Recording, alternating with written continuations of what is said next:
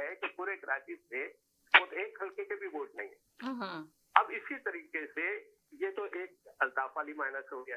फिर जब आपने देखा कि इसी तरह बेनजीर भुट्टो को भी और इसी तरीके से अब आप इमरान को अगर माइनस करते हैं तो वो इलेक्शन के नतायज आप कुछ भी बना दें या कुछ भी दिखा दें, लेकिन हकीकत यही थी कि 8 फरवरी को अवाम की और पाकिस्तान की अवाम की बहुत बड़ी तादाद ने इमरान खान को और पीटीआई को वोट किया था। अब उन्होंने किस लिए वोट करा था? उनका कोई नजरिया था, उनका कोई बिलीफ थे, उनका कोई बयानिया था जो लोगों को पसंद आया था। अब आप अगर लोग तो पीटीआई वाले कहते हैं कि 80%, मैं कहता हूँ 80% भी नहीं, अगर 50% भी आप रख लें कि लोगों ने उनको वोट करा था, तो पाकिस्तान के 50% का मतलब होता है 12 करोड़, 10 करोड़, 15 करोड़ अवाम है। चलो मैं कहता हूँ यार 12-15 करोड़ भी नहीं, 10 करोड़ अवाम अगर इमरान खान को पसंद करती है पूरे पाकिस्तान में, तो आप 10 करोड़ अवाम को माइनस कर देते हैं। इमरान खान तो माइनस नहीं होगा, और हो भी गया तो साथ में उसके साथ 10-12 करोड़ अवाम भी माइनस हो जाएंगे। उससे बेचैनी बढ़ती है, उससे सियासी इंतजार बढ़ता है, उससे मायूसी बढ़ती है अवाम में।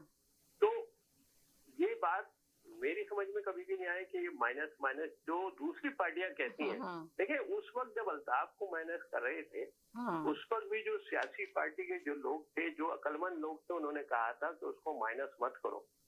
वो कम तादाद में थे। हमेशा जो इंटेलेक्चुअल होता है, जो सही बात करता है, उसकी तादाद कम होती है।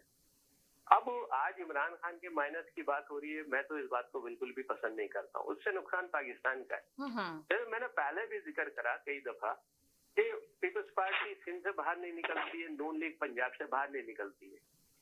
अब एक ही पार्टी है, वो है पीटीआई, जो कि पूरे पाकिस्तान में है। अब आप जब इमरान खान को माइनस करोगे तो पीटीआई की जो अवाम है वो माइनस हो जाएगी, तो वो पाकिस्तान के लिए कोई फायदा नहीं। एक तो ये बात हो गई। अब दूसरी बात ये है कि पीटीआई का रवैया भी जो है ना इंतहाई मायूस कुन है। और हम ये बात तो बहुत दफा मैं तो खास तौर पे करता रहा हूँ कि जब ये 8-9 मई जो वाकया हुआ, उसमें इनको बहुत दफा जो है वो इस्टेब्लिशमेंट ने या पाकिस्तान की फौज ने काफी दफा इनको मौके दिए कि ये और हालिया दिनों में भी कई दफा मौके दिए कि भाई आप कहें कि भाई ठीक है, जो भी हुआ गलती हो गई और उसकी माफी मांग ले, बात खत्म हो जाएगी। अब आपने पता नहीं किस, मैंने पहले भी कहा ये 4-6 लोगों को तो बाहर निकाले पहली फुर्सत में, आज ऐलान कर दें, ये आप यकीन करें कल से इनकी जिंदगी आसान हो जाएगी। ये जो है ना, ये आदिल राजा और शहजाद अकबर और इमरान रियाज और एक आध और साबिर शाकिर जैसे लोग, इन्होंने पार्टी को बर्बाद कर दिया है। देखिए हम यहाँ पे ये बात करते हैं कि जब कुछ मामलात आगे बढ़ने लगते हैं, कुछ बात आगे बढ़ने लगती है, कहीं ना कहीं से कुछ पैगाम होता है, कुछ बात बनने लगती है, कम्युनिकेशन होता है, वहीं एक ट्वीट आ जाता है, वहीं एक जो है वो इमरान रियाज का एक भरपूर पैगाम आ जाता है। What is this nonsense? आप पाकिस्तान में रहते हैं, पाकिस्तान की पार्टी है, सियासत आपको पाकिस्तान में करनी है, पाकिस्तान के अवाम को आपने तरक्की देनी है, तो आप ऐसी बातें क्यों करते हैं जहाँ पे डिवीजन पैदा होता है? ये इमरान खान को भी सोचना चाहिए, और हम तो पहले दिन से ही कह रहे थे और आज भी यही कह रहे हैं। आज आप बैरिस्टर गौहर का देख लें, आप उन्होंने क्या कहा, पॉजिटिव मैसेज दिया उन्होंने, लेकिन क्या ये बेहतर नहीं होता कि आज से ये साल भर पहले, 1.5 साल पहले, 2 साल पहले ये पॉजिटिव मैसेज दे देते? आप हमेशा लड़ने की पोजीशन में नहीं होते हैं, आपको कहीं ना कहीं कंप्रोमाइज करना पड़ता है।